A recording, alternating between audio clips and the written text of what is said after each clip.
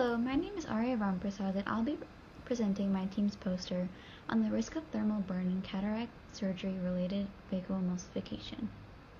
So cataract surgery relies on phacoemulsification handpieces, which is a device that is used to dissemble and emulsify cataract. If you use the device for a long time, it is known to lead to corneal burns and other long-term ocular complications. So safety measures that are included in this device include irrigation that helps cool the device. And when the irrigation is not used, it ends up leading to the phacoemulsification device continuously creating energy and heat. So our goal was to identify and explore the potential of the device without the cooling irrigation as a potential source for thermal burns or thermal injuries to the patient that is outside of the eye. We also looked in to see if that same energy could ignite the drapes that were placed on the patient. So in our methods, we used a handpiece from the Alcon Infinity machine, and 3 trials were completed to assess the temperature of the handpiece with different materials. Trial 1 was on a pig foot with no drape, the second was with a Hendry Shine standard drape over the pig foot, and the third was a 3M plastic steri drape over the pig foot. Each trial was performed twice, one with the phaco tip covered by its silicone protector and one without. The temperature of the tip and the pig foot were measured with a meat thermometer, and the pig foot was overall chosen due to its similarity to human skin. And at the bottom we can see our 2 drape types.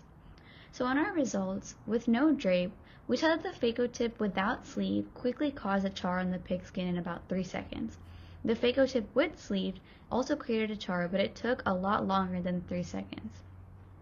With the standard Hendry Shine drape, we saw that the phaco tip with and without the sleeve did not create any sort of char on the pig skin, but it did burn a hole through the drape. And finally, with the plastic steri drape, the phaco tip with sleeve was able to burn through the plastic drape and char the skin in 2.7 seconds. The phaco tip without sleeve took less than 1 second to burn through the plastic drape and char the skin as well. So our results show that there is a risk of thermal burn on patients if the phaco tip is not handled properly or not cooled via irrigation fluid. One of our trials measured a max temperature of 53.6 on the body of the phacoemulsification device after a really short period of time. And temperatures above 51 degrees Celsius have been known to cause immediate destruction of the dermis.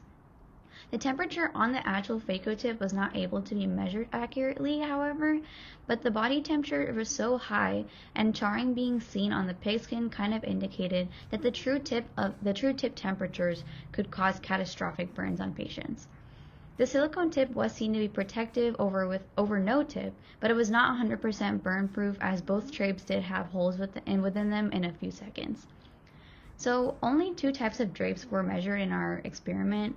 There are other types of drapes that are made by different manufacturers, and so it may be possible to ignite a different type of drape, and other drapes may potentially offer more or less protection from thermal injuries.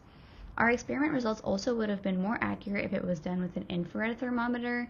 This would stop the lag that was seen with the use of the meat thermometer. And finally, the experiment was not performed in an oxygen-enriched environment just for safety reasons, but if it is possible with the proper methodology, the experiment could be conducted again in the future. So to conclude, our results did show that while phacoemulsification hand devices are pretty safe in general, they can cause extra thermal burns. These burns are more likely to be seen when irrigation is not connected to the device and it continues to run. For example, when you're in cataract surgery to take the cortex out and you're switching the handpiece. More research is needed to see if the heat generated by the device is enough to ignite something such as an intraoperative fire in an oxygen-rich environment. And that same condition can also be investigated whilst underneath a drape. The surgery can also be stimulated by adding a low nasal flow cannula underneath that drape just to see if that creates any changes. And in the future, focus efforts on using that silicone tip as a protective mechanism, the irrigation system that's available, and not placing the phaco tip on the patient can prevent these burns from ever happening. Thank you so much for listening and have a great day.